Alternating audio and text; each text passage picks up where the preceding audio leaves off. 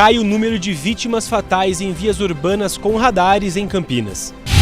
Frente Parlamentar da Atividade Delegada realiza balanço dos trabalhos do ano de 2025.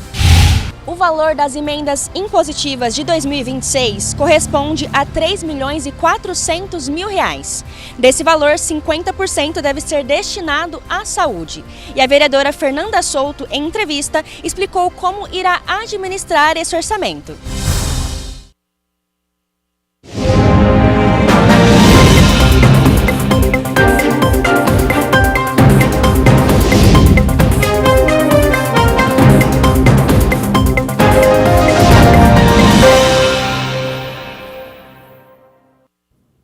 Olá, boa tarde. Terça-feira, 27 de janeiro de 2026. Começa agora o Jornal Câmara Notícia, ao vivo, meio-dia mais 1 minuto. Muito obrigado pela sua companhia, pela sua audiência. E vamos conversar. Participe, mande a sua mensagem para o número do nosso WhatsApp, 19 é o nosso DDD. Para você que é de Campinas e região, já sabe, né? Pode ir direto no número que aparece aqui embaixo da sua tela. É o 978293776. Ou você tem a opção de enviar a mensagem apontando a câmera do seu celular para o QR Code. Também já aparece uma mensagem na sua tela, o WhatsApp da TV Câmara Campinas, você aperta e pode mandar o seu elogio, uma crítica construtiva, o que você quer assistir aqui no nosso telejornal, que a gente conversa ao vivo.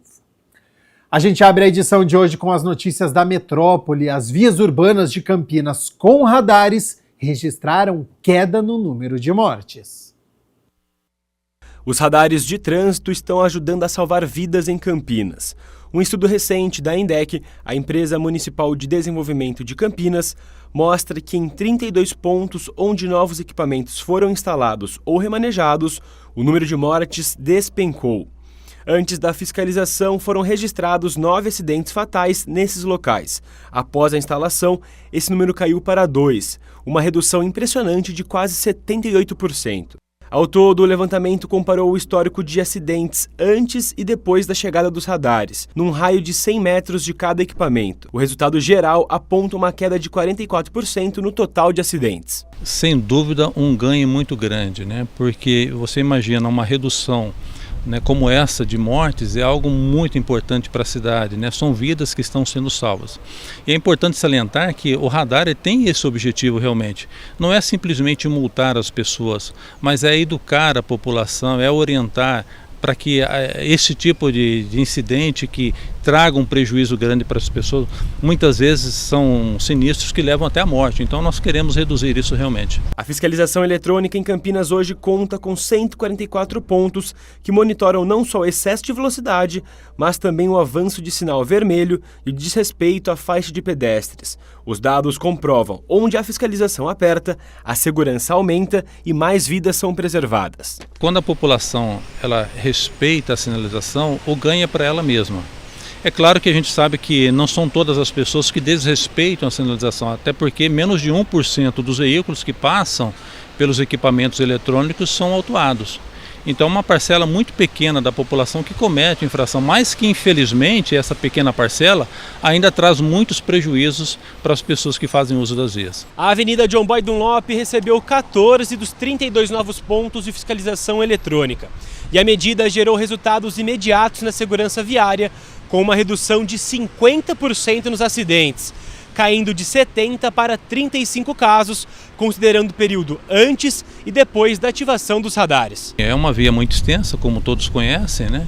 E ao longo dessa via nós temos vários pontos de fiscalização, justamente por conta das condições muitas vezes inseguras, em virtude nós temos muitas travessias, nós temos devido a utilização do BRT, né, nós temos muitos pontos de travessias de parada, então nós utilizamos o equipamento de fiscalização para dar segurança para as pessoas que fazem uso dessa via. Os números da John Boy Dunlop impressionam. Antes eram 5 mortes, agora nenhuma. Os acidentes com vítimas caíram 24%, enquanto as batidas sem feridos recuaram quase 63%. O índice de atropelamentos também caiu para zero num raio de 100 metros dos radares. Então, pelos resultados que nós obtivemos, foi muito positivo, porque dentre esse estudo, utilizando essa metodologia de 100 metros antes e depois, nós não tivemos nenhum óbito em função dos sinistros. Então é um ganho muito importante para a própria cidade, porque vidas estão sendo salvas em virtude da fiscalização eletrônica. Amanhã, às 9 horas da manhã, na Praça José Paulino Ribeiro, no Jardim Bassoli, acontece uma apresentação gratuita do espetáculo Olorumaie, uma história iorubá. E a própria artista faz o convite a você. Olá pessoal, eu sou a Ayô, sou atriz, arte educadora, pesquisadora, faço mestrado em artes da cena na Unicamp, sou contadora de histórias e participo do grupo Oriki. E em nome do grupo eu venho aqui convidar vocês a assistirem ao espetáculo Olorumaie, uma história iorubá, que acontece amanhã, quarta-feira, dia 28 de janeiro, às 9 horas da manhã, na quadra da Praça José Paulino Ribeiro, no Jardim Bassoli, em Campinas. O espetáculo é gratuito e possui acessibilidade a Libras. Após o espetáculo, faremos um debate espontâneo, para quem se sentir à vontade, com a temática da cultura iorubá, uma cultura africana. Tanto o espetáculo quanto o debate farão parte da minha pesquisa de mestrado. Esperamos vocês. Venham! 12:07. Muito obrigado pela sua companhia, pela sua audiência. Estamos ao vivo nesta terça-feira. E a partir de quando você se sentiu uma pessoa adulta? Foi uma idade quando, por exemplo, chegou aos 18 anos, assumindo a maioridade, ou algum fato e evento que te fez perceber que não era mais um adolescente? Bom, uma pesquisa conduzida pela Universidade de Cambridge identificou que o cérebro só chega à fase adulta por volta dos 32 anos. Bom, sobre as tomadas de decisões que precisamos fazer na vida, os desafios, problemas, eu converso agora com a Aparecida Tavares, ela que é psicóloga. Então, Aparecida, primeiramente, muito obrigado pela disponibilidade do seu tempo, ter aceito o convite para participar aqui do nosso telejornal. E essa pesquisa te surpreendeu? Que avaliação ou que significa, o cérebro chegar à fase adulta depois dos 30 anos? Seja bem-vindo e uma boa tarde. Grata ao maravilhoso convite. Essa maturação cerebral, ela está mais tardia.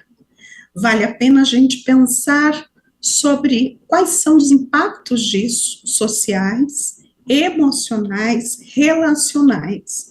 E, diante do lugar que falo, dentro daquilo que acredito na minha base científica, a gente vai poder perceber que essa maturação cerebral, ela tem muito a ver com o ambiente. Se nós pegarmos aí a geração X, a geração Y, o que a gente vai perceber? E a geração Z? Que houveram algumas mudanças comportamentais no ambiente social e familiar. E isso, sim, traz um grande impacto sobre essa maturação cerebral. Nós somos seres em relação. Aparecida, sobre essa mudança que você cita, a impressão que eu tenho é que antigamente a vida ela era mais bem definida. Então, por exemplo, aos 18 anos, a pessoa já era considerada adulta, com 20 e poucos anos já estava casada, com 30 anos já tinha 3, 4 filhos, casa própria, aos 50 anos ainda estava na mesma empresa e já estava muito próximo da aposentadoria. E hoje a gente sabe, esse padrão, ele se alterou. Hoje a sociedade está muito mais heterogênea, De fato, a sociedade mudou. Se sim, isso é positivo. Como é que você enxerga o padrão que tinha antigamente, aos 18 anos, já assumia responsabilidade, já casava? Hoje a gente fala que é muito cedo, mas para a época talvez não fosse. Isso, de fato, se alterou? É uma mudança positiva? Hoje o jovem de 18 anos ele enxerga isso que eu acabei de dizer como uma forma muito distante. Como é que você enxerga isso? Sim, como uma patologia social. Por que uma patologia social? Como você trouxe, se a gente for pensar na minha geração, geração X, o que nós tínhamos? É toda uma preparação para essa vida social. Nós somos seres sociais por natureza. E a civilidade, a civilização necessita de ordem para progresso, né? Se a gente for pensar, o que é a ordem, gente? O que é o progresso de um país? Um país que pensa, um país que se relaciona, né, com as diversas interfaces sociais, seja na família, seja na igreja, seja na faculdade, na escola, no emprego, e hoje nós estamos tendo aí uma imaturidade social e relacional. E isso vem de uma patologia social, as construções, os valores, né, que a nossa sociedade tem implantado. Se você pega, por exemplo, uma criança aqui no Brasil e uma criança lá na China, por exemplo, né, uma criança lá nos Estados Unidos, a questão cultural conta muito. O avanço tecnológico é um dos impactos que nós temos, né, com essa aceleração do pensamento em conteúdos cada vez mais descartáveis. Por exemplo, a tua apresentação hoje com essa pauta é fundamental, mas quantos querem falar sobre isso? Infelizmente são poucos, eu já parabenizo vocês aí. Não, nós que agradecemos a sua participação, que é de grande valia, né? Porque claro que chama atenção quando sai este estudo, né? Falar, opa, como que o cérebro chega só à fase adulta após os 30 anos? E, Aparecida, a gente pode colocar em dois campos essa pesquisa. De um lado, tem o componente da biologia, porque foi realizado um estudo, foi identificado que aos 32 anos acontece esta grande mudança. Mas e aí, pronto e acabou? Ou dá para sair da biologia e explicar e entender o que acontece? Sim. Nesse campo biológico, a gente teria assim, as grandes teorias do comportamento e desenvolvimento humano, como Vygotsky, como Jean Piaget, né? E outros, Kalberg. E hoje, se a gente for pegar, por exemplo, Piaget e jogar no comportamento humano, você vai ver que o bebê de 0 a 2 anos já não é o mesmo. Então, o que a gente acredita? Que nessa interação social está ocorrendo mudanças. Então, os papéis sociais, por exemplo, vamos começar no primeiro núcleo social, a família, né? Qual o exemplo que nós temos hoje para dar de família? Hoje nós temos diferentes modelos, famílias que estão aí de segundo, terceiro casamento, filhos que muitas vezes não sabem sequer a referência de quem é o seu pai, né? São criados por terceiros. Essa condução, por exemplo, até mesmo do nosso nível escolar hoje, as exigências que nós temos. Então, nós temos a integração desse componente indivíduo, a sociedade, que é o ambiente, e as relações interpessoais dele, e essa interação que ele faz consigo mesmo através dessa maturação cerebral. Eu concordo que essa biologia, ela vai sofrer as influências, sim, desse ambiente social. E aí vale a pena a gente pensar, por que as regras mudaram? A quem importa essa mudança de regras? Principalmente num país no qual nós temos tantas riquezas. E quais são as informações? A gente está recebendo muita informação, mas essa informação está trazendo formação, inclusive, para a gente dar conta lá na hora do voto, porque o nosso voto ele é importante. Por que ele é importante? Ele é importante porque ele vai trazer as diretrizes, principalmente para a educação dessa população. Então, se essa criança vai para a escola, vai para um CMEI, esse adolescente, né, está nesse ambiente, ele é estimulado a uma consciência crítica, a uma consciência política, Vale a pena a gente repensar. Eu fiz só um recorte para você entender os impactos, né, da gente ter alguém indo para a adultez aos 32 anos. Gente, eu vou te dizer uma coisa, meu querido telespectador. O tempo não espera. E o nosso país vai se enfraquecendo por falta de estímulos, né? De usar a tecnologia em prol da vida, da ciência, do desenvolvimento de grandes potenciais que nós temos no nosso país.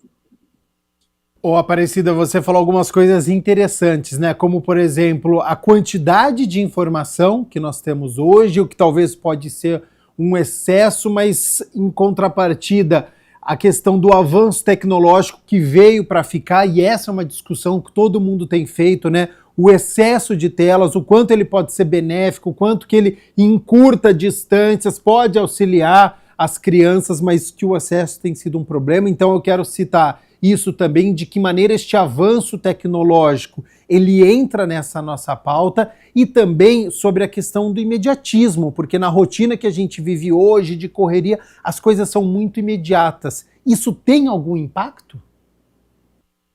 Sim, tem grande impacto, né? E no imediatismo, eu quero o quê?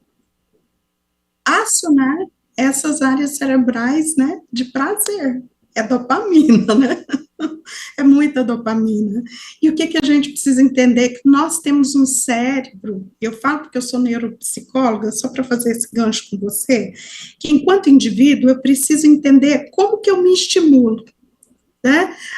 Aquilo que eu fico ali, de repente, né, no TikTok, passando, no Instagram, no Facebook, no Twitter, como que eu estou tendo essa relação com essa tecnologia que vem também para o nosso bem. Eu estou aqui em Goiânia, você está aí. Olha só que maravilha a gente poder falar.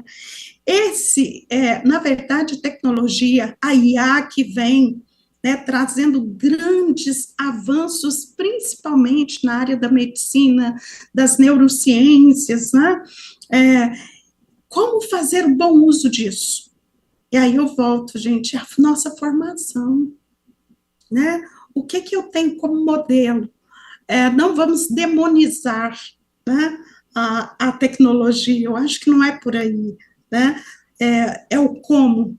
E aí eu volto a dizer, a nossa sociedade precisa rever conceitos, ponderação, para a gente fazer desses recursos tecnológicos o melhor. Até entender que eu não preciso ser imediatista. Por exemplo, eu atendo também muitos adolescentes, né, tardios, e a gente vê que eles estão muito imbuídos nos jogos. Será que é os jogos que são o problema? Ou é a minha falta de controle inibitório, de tomada de decisão, para me reorganizar na vida e saber assim, olha, eu vou tirar X momento para estar aqui no entretenimento, né, no meu hobby, mas isso não quer dizer que a gente tenha que inverter e colocar isso com a maior parte do tempo. Aí eu te faço um convite, você que está, né, nos ouvindo, olha para o teu relógio e divide ele aí no tempo.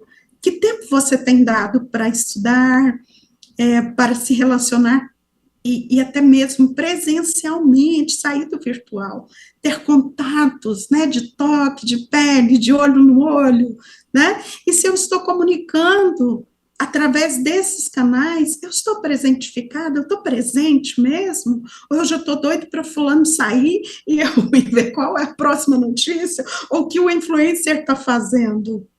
Gente, cuidado, há uma diferença entre o real e aquilo que nós projetamos como desejo. Isso, né? Alerta importantíssimo. Aparecida, vamos supor que essa pesquisa ela seja aceita por todo mundo entendeu essa maturação do cérebro a partir dos 32 anos, entrando nesta fase adulta. Que impacto isso deveria trazer? O que mudaria? A gente tem que ter mais paciência com quem hoje tem 18 anos e não cobrar tanto deste jovem. a pressão por faculdade que já existe nesta época? O que deveria acontecer? Essa maturação, ela precisa reduzir, sair dos 32 anos, e o ideal seria que isso viesse para casa dos 20 anos. O que muda entendendo este conceito da fase adulta aos 32 anos? Tá. Pensando eu falei sobre patologia social no início, vamos pensar numa sociedade saudável. A gente precisa repensar, tá? Claro que o que a gente tem hoje é uma maturação tardia. A gente vai permanecer nisso? Quem está nisso? O que nós vamos fazer? Com quem está? As técnicas, por exemplo, hoje, cognitivas comportamentais, elas ajudam muito no treinamento de habilidades sociais, no seu planejamento, porque o que acontece com essa maturação tardia?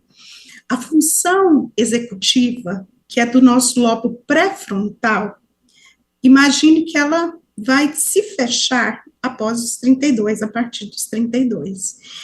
Como que eu posso estimular esse cérebro para que isso seja o quê? Antecipado por nós, através de criações de rotina, de planejamento, sabe? Então, à medida que eu vou incorporando isso e trazendo isso para a minha prática, eu vou estimulando, vamos dizer assim, que é uma ginástica para esse cérebro, tá? Porque o que está levando a essa maturação tardia? Se eu te perguntasse hoje, quanto é 7 vezes 7 menos 3? Entende? Será que a gente está conseguindo ter esse raciocínio?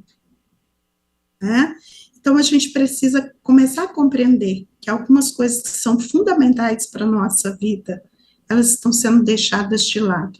E isso é patologia social. Então, a gente precisa repensar, né? Principalmente os 3 poderes, repensar o que esse pessoal que está aí com o meu voto, com o seu voto, precisa fazer para estimular esse indivíduo que vai mexer na economia de um país, vai mexer no progresso de um país.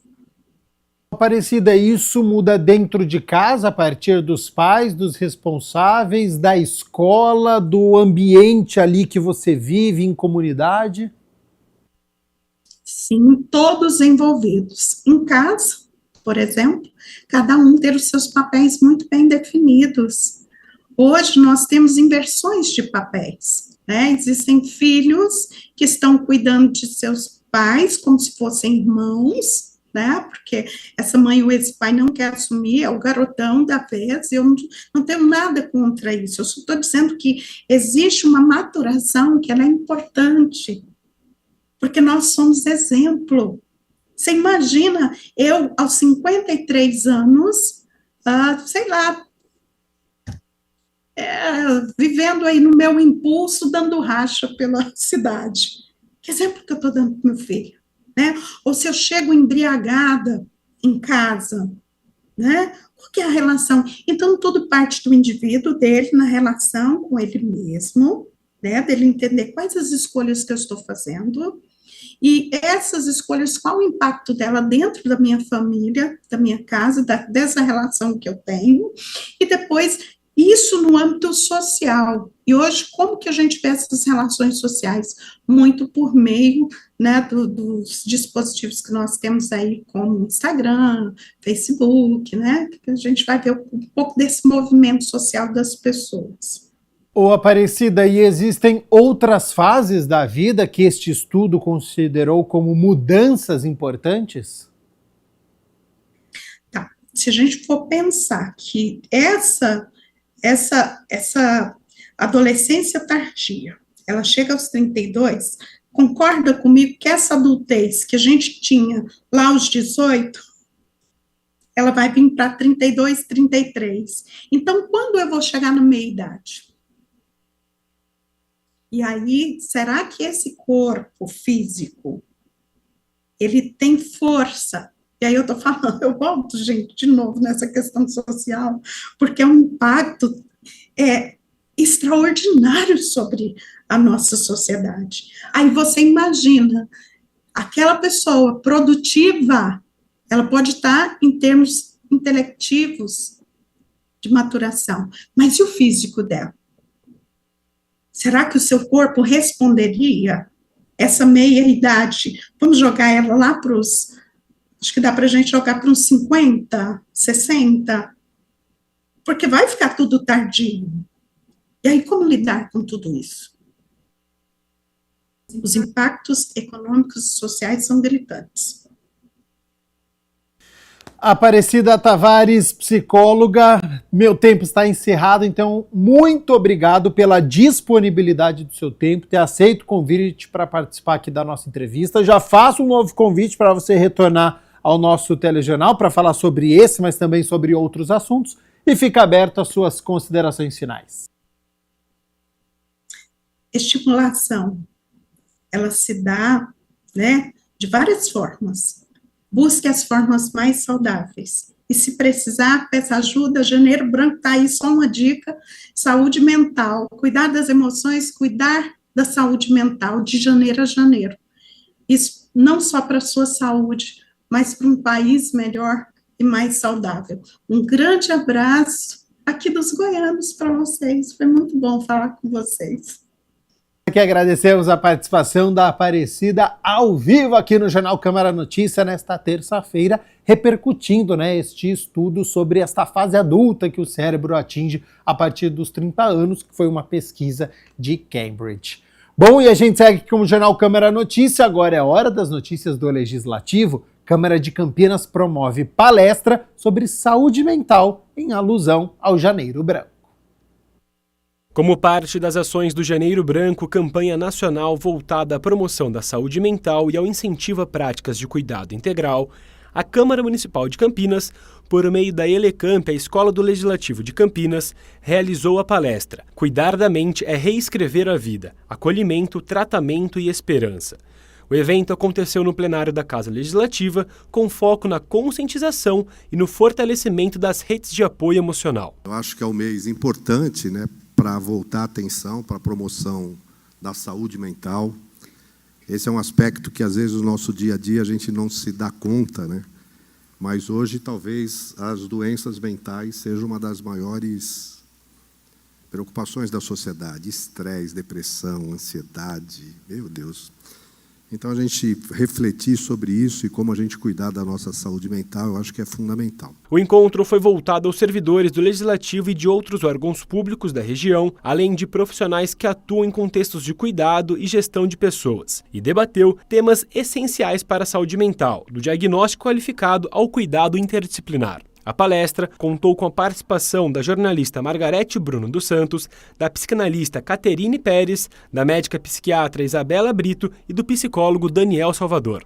Por que falamos tanto sobre saúde mental? E atualmente é um tema que está muito em alta, né? A Margarete mesmo falou, há alguns anos atrás, alguns pensassem há 15 anos e 20 anos atrás, era muito mais forte a questão de saúde mental é igual a loucura, né? Então, é algo que eu quero me afastar. Eu não quero falar sobre saúde mental, não quero falar sobre as minhas questões de saúde mental, os meus problemas. Inclusive, se a gente pensar na geração das pessoas que nasceram na década de 50, 60, quando eu pergunto, eles falam, quando eu era criança, não tinha nada disso. TDAH, autismo, deficiência intelectual, a gente falava que era o retardado lá, né? Era esse que eu conseguia reconhecer. Então, as divisões entre o que é saúde mental e o que era a doença mental era uma linha bem larga, né? Era bem distante. Então, a maioria das pessoas segue a vida, continua. Se você tem condições, continua. E aí a gente vê alguns relatos, quando começa a perguntar, é isso, né? Ah, mas na escola eu lembro que eu não conseguia completar o ensino fundamental. No trabalho, fulano tinha alguma dificuldade. E hoje, quando eu pergunto assim, tem alguém na família com alguma questão de saúde mental? As pessoas, os pais das crianças ou os próprios pacientes adultos falam, olha, ninguém diagnosticado, mas que tem alguns, sempre tem um primo, um tio ali que é um pouco diferente. Sempre tem, né?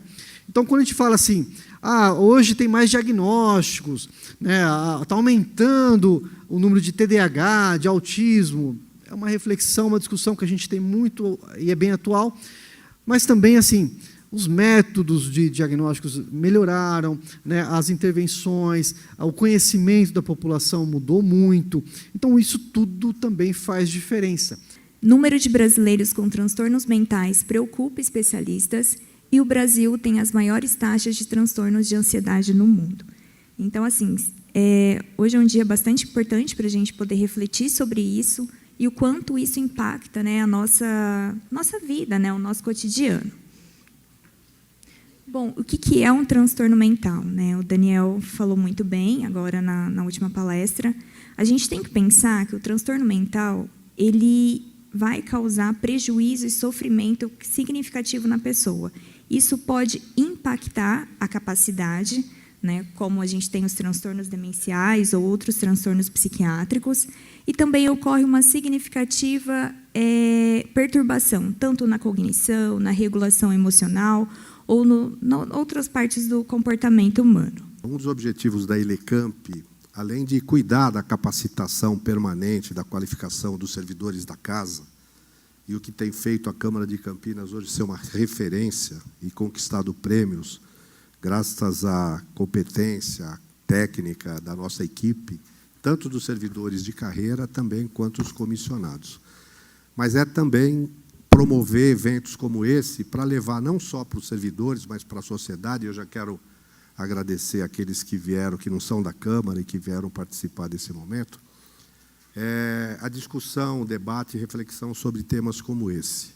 A missão da Câmara vai para além de simplesmente aprovar leis, acompanhar a execução do orçamento, fiscalizar o executivo. Eu acho que, enquanto instituição pública, representando o Poder Legislativo, a gente tem que também desenvolver outras ações. E a gente tem que estar cada vez mais próximo da sociedade. E eventos como esse possibilitam isso. A Frente Parlamentar de Enfrentamento a Infecções Sexualmente Transmissíveis, criada e presidida pela vereadora Paola Miguel, tinha como objetivo analisar os dados de incidência destas doenças em Campinas e também sobre as iniciativas públicas de enfrentamento às doenças. A parlamentar realizou um balanço sobre as discussões, os debates e resultados deste trabalho. A vereadora Paola Miguel criou e presidiu em 2025 a Frente Parlamentar de Enfrentamento ao HIV, AIDS, hepatites virais e outras infecções sexualmente transmissíveis. Foram realizadas 2 reuniões para debater o assunto, além de visitas em unidades de saúde de Campinas e também cidades vizinhas. Esse foi um desafio, né, trazido pela UNAIDS, né, que é da ONU, né, a gente teve uma conversa no começo do ano, né, e aí teve o levantamento da importância de trazer a Frente Parlamentar de Enfrentamento às ISTs.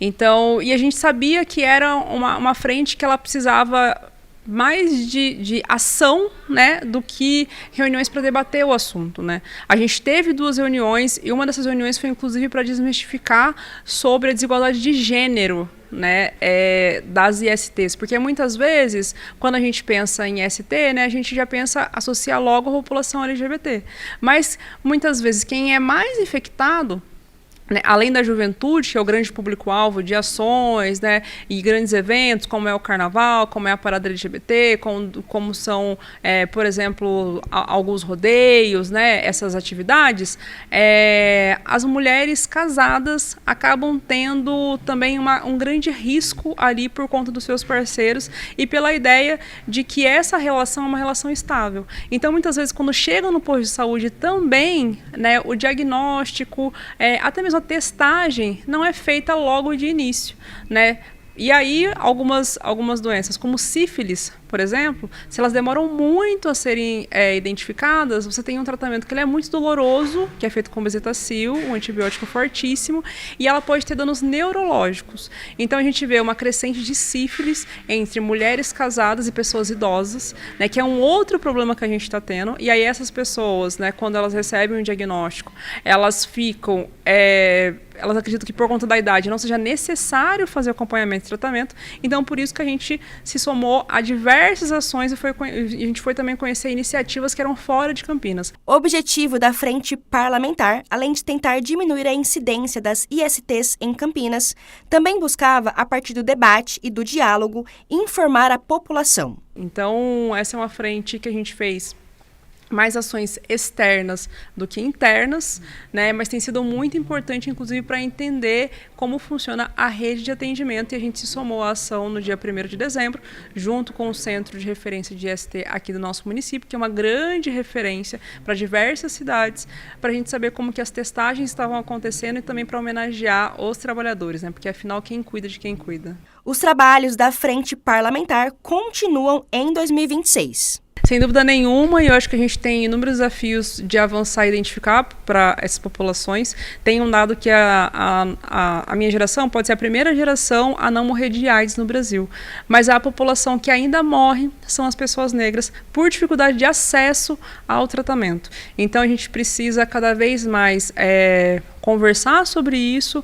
Tem também uma crescente de infecções entre os jovens, ali entre 16 e 29 anos, né? Isso tem crescido muito por conta da questão da não utilização da camisinha. Então, aquelas campanhas antigas que a gente via na televisão, né, que tinham ali muito próximo também, né, a grandes eventos, elas deixaram de acontecer no último período, e isso está fazendo com que as pessoas se infectem novamente, né, com diversos ISTs. A gente não está falando somente do HIV, né, a gente está falando de várias outras que podem ser contraídas ali nesse processo. E uma coisa muito significativa é de tentar chegar nessas populações, né, muitas delas não têm mais o risco de morte com relação a isso, né, é um acompanhamento para uma vida inteira, e também para que a gente possa discutir um pouco sobre PrEP e PEP, né, que é a profilaxia pré-exposição e a profilaxia pós-exposição. Pós-exposição é muito utilizado em mulheres em casos de violência e abuso sexual, né, então a gente também quer divulgar quais são os espaços que fazem isso, está tendo um processo de descentralização, porque hoje no final de semana só acontece no Mário Gatti, e a PrEP é pré-exposição, então para aquelas pessoas que correm alto risco de se exporem, é melhor que façam um acompanhamento com a PrEP, né? E assim diminui o risco de ter uma IST. A Frente Parlamentar para Acompanhamento, Estudo de Impacto e Fomento à Implementação da Atividade Delegada em Campinas apresentou o balanço dos trabalhos realizados em 2025. Presidido pelo vereador Igor Diego, o grupo acompanha as tratativas para viabilizar o convênio e avalia os impactos técnicos, operacionais, financeiros e sociais desta medida. O grupo é presidido pelo vereador Igor Diego e tem como objetivo acompanhar as tratativas para viabilizar o convênio, além de estudar os impactos técnicos, operacionais, financeiros e sociais da medida. A atividade delegada é um convênio com o governo do estado, ele faz junto ao município de Campinas para que o município possa, caso tenha essa necessidade, fazer a contratação para uma ação, para um trabalho delegado, né, por isso que é atividade delegada, junto aos policiais militares. Várias cidades do estado de São Paulo já possuem esse convênio firmado, porém a cidade de Campinas ainda não. Uma das principais dificuldades é as questões orçamentárias. E para isso, nós apresentamos aqui essa frente parlamentar, para poder ouvir, né, as dificuldades do Poder Executivo. Instalada oficialmente no dia 1º de setembro de 2025, a Frente Parlamentar realizou uma reunião conjunta com a Comissão de Segurança Pública da Câmara, reunindo representantes do poder público, das forças de segurança e da sociedade civil. Secretário municipal, nós podemos discutir com a polícia militar, o comandante, como que isso funciona em outras cidades e qual que é as vantagens de ter essa atividade delegada. O comandante Takahashi preparou uma apresentação, um mapa, por exemplo, ali, conhecido aqui em Campinas, né, da região do centro, conhecida como Boca do Lixo. Como que ele poderia agir e acabar com o tráfico de droga apenas com esse fortalecimento. Também tivemos o delegado de polícia presente para poder também dizer como que isso contribui e encontrar um caminho. Durante o encontro, foram apresentados dados e experiências de outros municípios paulistas que já implantaram a atividade delegada. A Frente Parlamentar também destacou a importância do fortalecimento institucional das forças de segurança como forma de ampliar a sensação de proteção da população. Entre as possibilidades discutidas está o envio de emendas parlamentares para auxiliar na implementação da atividade delegada no município. Hoje, o que o comando da PM diz é que uma ação aproximadamente de 6 milhões por ano conseguiria garantir a contratação de um número suficiente de policiais para trabalhar nas suas folgas. Então, a atividade delegada é um bico para aqueles que querem, né? Em palavra comum aqui, né? Então, o município ele chama os policiais que vão usar as viaturas da PM, o uniforme, armamento, tudo da PM, né? E ele paga apenas aquela, digamos assim, hora extra, aquela ação ali.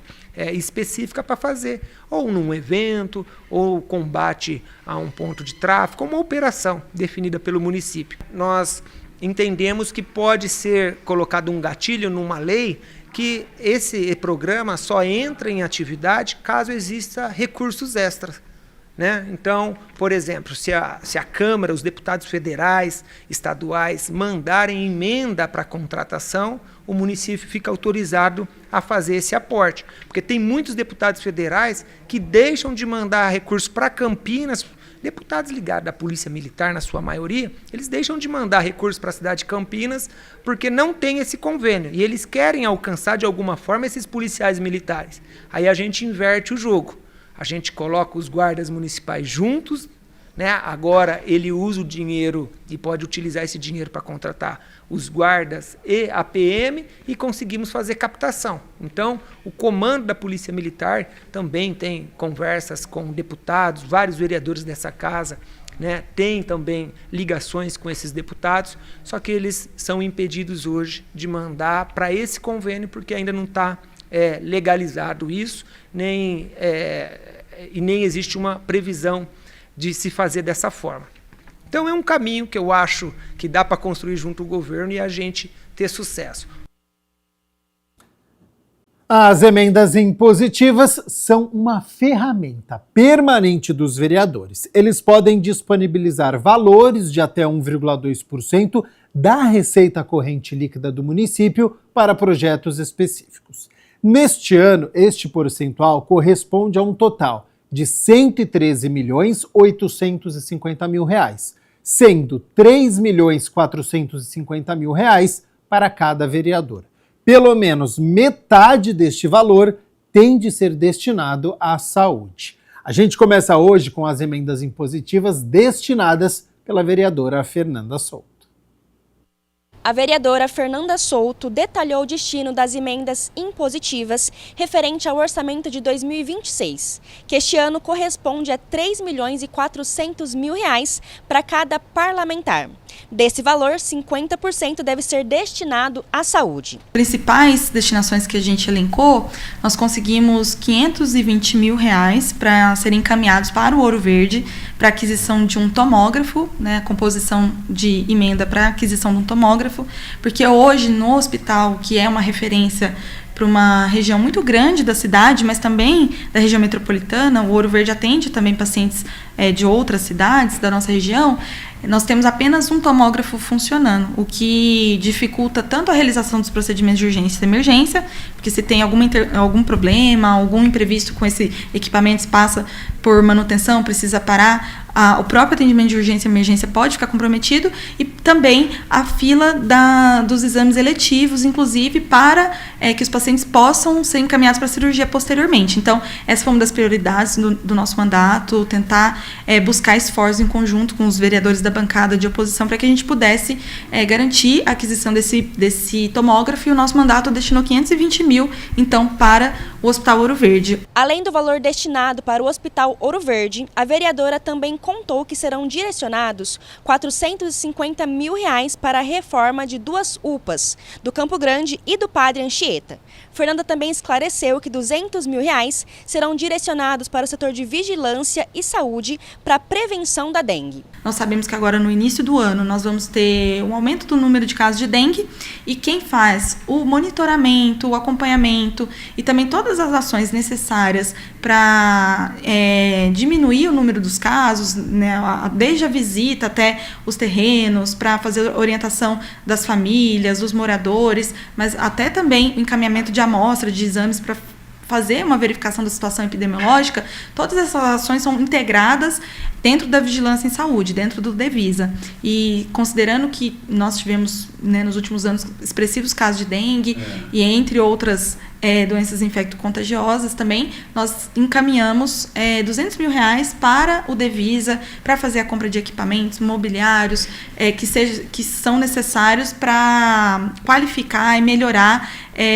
agilizar o trabalho no departamento. Então, também foi uma conquista importante que vai ser executada nesse ano de 2026. A cada ano, os vereadores podem disponibilizar valores do orçamento anual do município para projetos específicos, as chamadas emendas impositivas. E em uma dessas emendas, a vereadora Fernanda Souto encaminhou o valor de R$160 mil para o Departamento de Proteção e Bem-Estar Animal, o DPBEA. Tanto para aquisição de insumos, para exames, medicamentos, quanto também para qualificação de trabalhadores, para realização de adestramento dos animais que são acolhidos no DPBEA, porque muitos animais são acolhidos vítimas de maus trato, acidente, enfim, vítimas do abandono.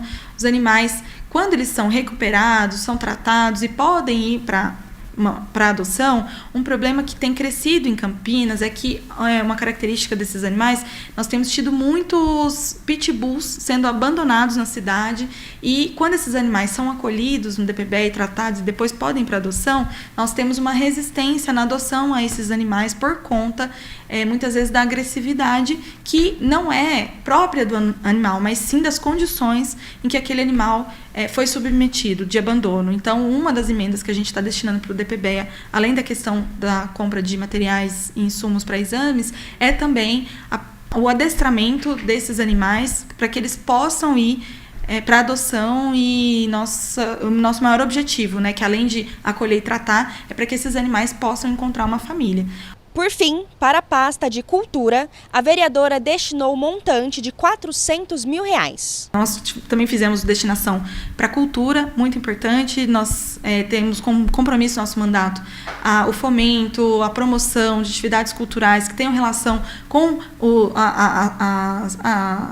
os territórios do nosso município. Então, nosso mandato vai destinar R$400 mil para atividades culturais, desde atividades culturais de bairro, mas também atividades que já são conhecidas na nossa cidade, que já são bem estabelecidas, né, como grandes feiras, as grandes mostras, mostra curta, mostra jazz, por exemplo.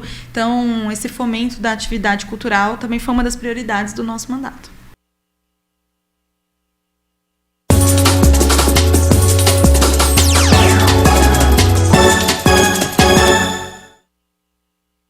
Hora de balançar as redes pelo Campeonato Paulista, porque o Bugre está demais, embalou, hein? Foi a São Paulo e com um jogador a mais, chegou a segunda vitória consecutiva. A vítima da vez foi a Portuguesa.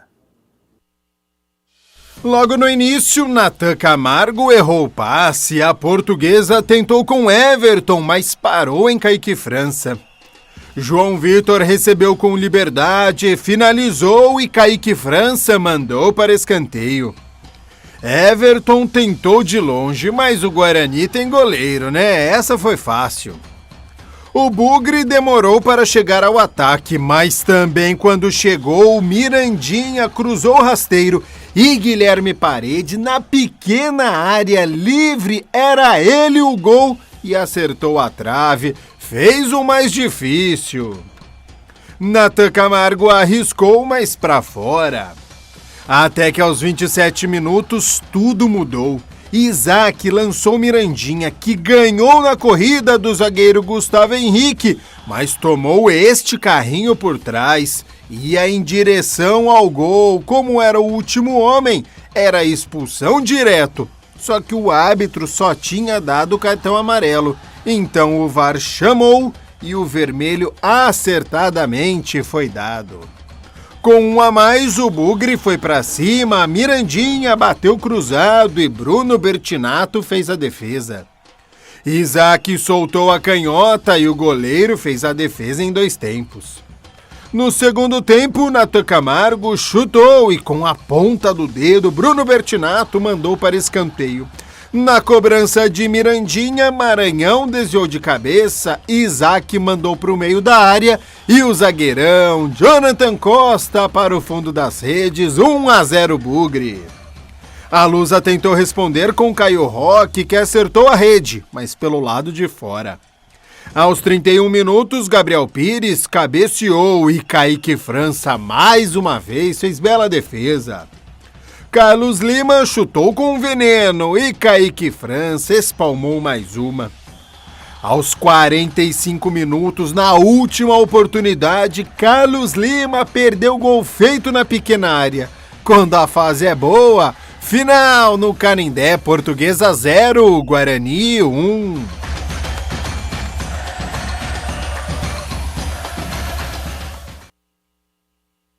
Vitória importantíssima do Guarani, que entrou no G8 da competição, neste momento é o 5º colocado. Então a equipe conseguiu a 2ª vitória consecutiva, não perdeu nenhum jogador para o derby por suspensão ou lesão. Agora é preparação para o duelo contra a Ponte Preta, neste sábado, 4 horas da tarde, no Brinco de Ouro, confronto que pode ratificar uma classificação à próxima fase e de quebra rebaixar a Ponte Preta para a Série A2. Que jogo teremos no próximo sábado? E claro que ao longo desta semana a gente fala mais sobre o derby de número 213 entre Guarani e Ponte Preta. E a gente vai falar aqui no Jornal Câmara Notícia. Bom, a gente segue aqui com o nosso telejornal ao vivo nesta terça-feira, porque nesta semana o quadro Adote um Bichinho traz uma variedade de cães e gatinhos para adoção. Todos estão vacinados, castrados e pronto para ganhar uma família. Adote e ajude a transformar vidas.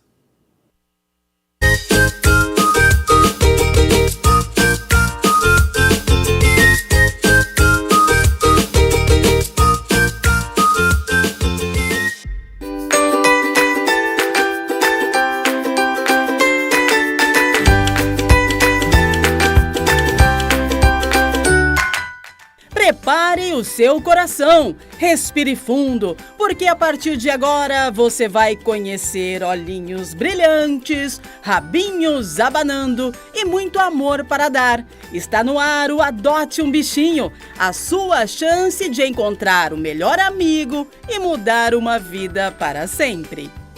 O contato para a adoção responsável aparece aí na sua tela. Começamos com os peludinhos da ONG Anjos de Rua.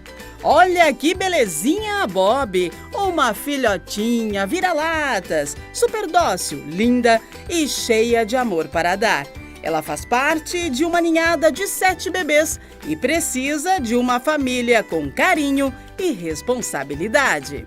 E essa é a Amora, irmãzinha da Bob, com apenas 3 meses, porte médio, vira-latas, linda e carinhosa. Já está vermifugada e também sonha com um lar cheinho de amor.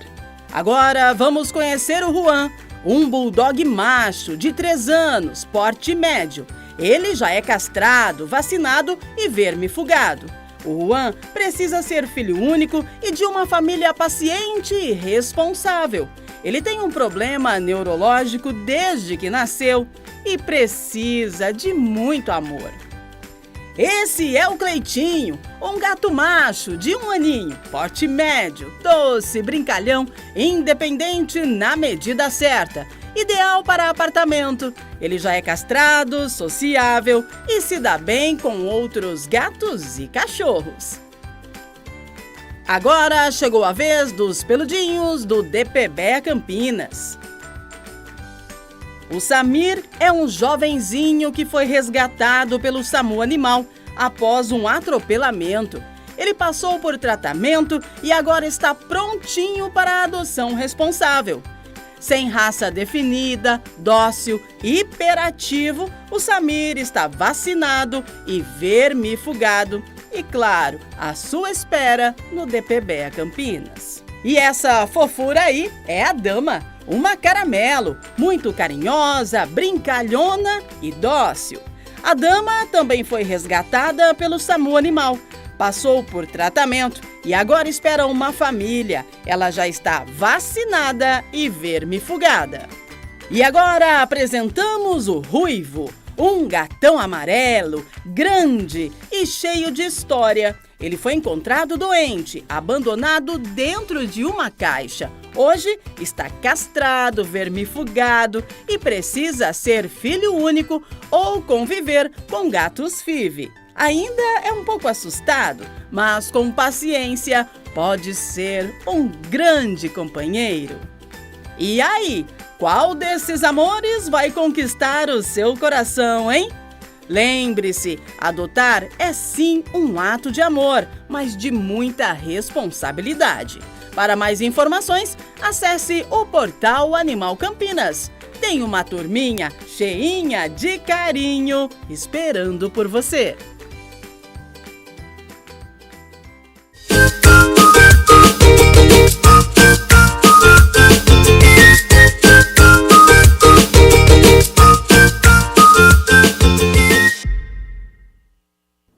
Agora pela manhã, a Prefeitura de Campinas divulgou novas ações de combate à violência contra a mulher. A repórter Camila Borges acompanhou tudo e traz as informações. Então seja bem-vinda e boa tarde, Camila. Olá, Gabriel, boa tarde. É isso mesmo, acabou agora a coletiva de imprensa, onde o prefeito Dário Saad, em conjunto com representantes de todas as secretarias municipais da cidade e também das forças de segurança, anunciou novas ações de combate à violência contra a mulher. Tendo em vista que na região de Campinas foram registrados 20 feminicídios em 2025, sendo 9 deles apenas na cidade de Campinas. Eu conversei com o prefeito Dário Saad e também com a secretária de Políticas para Mulheres. Vamos ver. Essas discussões que terão nas 479 salas de aula, que serão as salas de aula da educação do município e da educação do estado, serão discussões presenciais. As capacitações, como a secretária falou, serão online. Então, por exemplo, serão capacitados agentes de saúde especificamente para identificação. E terá uma capacitação online que será para todos os profissionais de saúde que existem, tanto do município, particular, privado, que será online, que é para identificar suspeito, identificar casos de violência contra a mulher que muitas vezes passam batido. Todos os alunos, as famílias estão vendo os números alarmantes de violência contra a mulher, os números alarmantes de feminicídio. Então é importante a gente trabalhar na formação do caráter dos nossos homens, principalmente. E o foco nosso é o homem mesmo, homens mesmo. São homens que estão sendo criados, estão sendo formando seu caráter, achando que pode agredir mulher, achando que pode bater em mulher, achando que pode matar a mulher. Então nós temos que trabalhar dentro da formação dos nossos homens e junto com a repressão também. Agradecer aqui a PM, a Polícia Civil, desse grupo que vai compartilhar dados e vamos usar a inteligência artificial para criar padrões. Então, por exemplo, nós vamos ter padrões de alertas através da inteligência artificial dos casos que têm boletim de ocorrência, dos casos que são acompanhados pela Secretaria de Assistência, que tem auxílio moradia, nos casos que tem relato. Então, assim, todos esses casos vão ter acompanhado com inteligência artificial. A partir do momento que se alimenta o instrumento de inteligência artificial, ele vai criar padrões e alertas para que a gente possa tentar evitar o feminicídio. A gente já tem ações como o aplicativo do Pânico, que é o SOS Gama, mas a gente quer tentar antecipar um pouco isso. Se a inteligência artificial nos criar um padrão, olha, esse tipo de relato que está ou no boletim de ocorrência, ou no atendimento da Secretaria de Assistência, ou no atendimento da Secretaria de... Esse tipo de padrão tem 80% mais chance de chegar no feminicídio. Então nós vamos focar naqueles casos. Estamos com 3 varas de violência doméstica, ou seja, imaginem a quantidade de medidas protetivas que foram expedidas. Então, assim, comparando esses números, a gente vê que realmente as medidas protetivas sim são eficientes, porque senão esse número já teria explodido. E uma outra coisa, a gente sabe, pessoal, que existem pessoas que são desajustadas, não tem jeito, então mesmo com a medida protetiva, eles vão cometer o crime. Então algumas batalhas nós vamos perder, não tem jeito. Nós vamos disponibilizar brevemente todos os cronogramas. Agora a gente precisa montar essas comissões de trabalho e lançando programa a programa conforme a gente for se organizando. Então a gente vai atuar diretamente nas escolas de 1º até 9º ano para começar o quanto antes essas campanhas de conscientização e prevenção. Então é um alerta importante, é totalmente anônimo, as mulheres não se identificam, não tem nenhum problema, ela tem que entender o que ela pode estar passando, se é um sinal de alerta ou não. Os grandes eventos, né, secretário, vão ter tendas com funcionários da prefeitura atendendo as mulheres, orientando, é claro, verificando se tem uma situação de assédio, eventualmente algum homem que está descontrolado ou que bebeu demais, será acionado imediatamente a Guarda Municipal, a Polícia Militar. Então, nós teremos tendas de atendimento para a mulher. As mulheres chegam lá e podem relatar assédio, o foco é de atendimento e acolhimento e o foco é evitar o assédio, porque muitos casos de violência começam com assédio. Um homem chega, faz um ato de assédio com a mulher muitas vezes não quer e nega e começa uma questão de violência. Então, todos os grandes eventos terão esse apoio. Gabriel, entre as diretrizes estão ações de combate mais efetivas, além de fazer as redes de apoio às mulheres da prefeitura chegarem a áreas mais afastadas da cidade, como áreas periféricas de Campinas. Os principais focos serão a prevenção e conscientização contra a violência de gênero. Foram anunciadas ações em todas as secretarias e na educação serão feitas formações online de profissionais da educação contra a violência de gênero digital. E também discussões com alunos meninos sobre masculinidade, tanto na rede municipal quanto na rede estadual. Também será feito um plano pedagógico da Secretaria de Educação que será pautada no combate à violência de gênero de forma adequada para cada faixa etária. Já na área da saúde, serão feitas capacitações de agentes de saúde com o objetivo de identificar sinais de violência doméstica em pacientes. Já a Secretaria de Segurança Pública também anunciou que será criada uma frente integrada pela Guarda Municipal, pela Polícia Civil e também pela Polícia Militar, com foco em estratégias e no enfrentamento contra a violência de gênero e contra o feminicídio. Também no período de festas, agora do Carnaval, será feita pela Secretaria de Cultura a implementação de tendas de acolhimento contra o assédio e também a distribuição de protetores de copo, para evitar que as mulheres tenham as bebidas batizadas durante as comemorações. Os próximos passos, segundo os secretários, serão montar um cronograma e colocar essas ações em prática. A primeira-dama, Maria Giovana Fortunato, também falou sobre o assunto durante a coletiva e se colocou como mais uma força na atuação e na luta em combate à violência de gênero aqui em Campinas. Volto com você aí do estúdio, Gabriel. Muito obrigado, Camila Borges, pelas informações. Então, atividades que serão realizadas de forma descentralizadas, né, por Campinas e também multissetorial, com a área da saúde, com a área da segurança. É muito importante, né, este combate que a gente precisa fazer para diminuir o quanto antes os números aí de violência contra a mulher. E claro, né, passa também por uma questão de educação, já começando aí pelas escolas.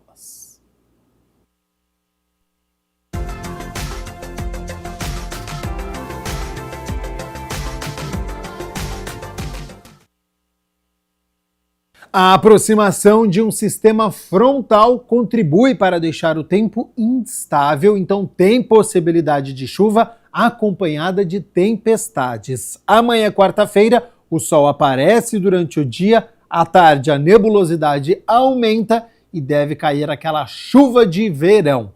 Vamos às temperaturas? Elas já estão aqui na minha tela, meio de semana chegando com mínima de 19 graus.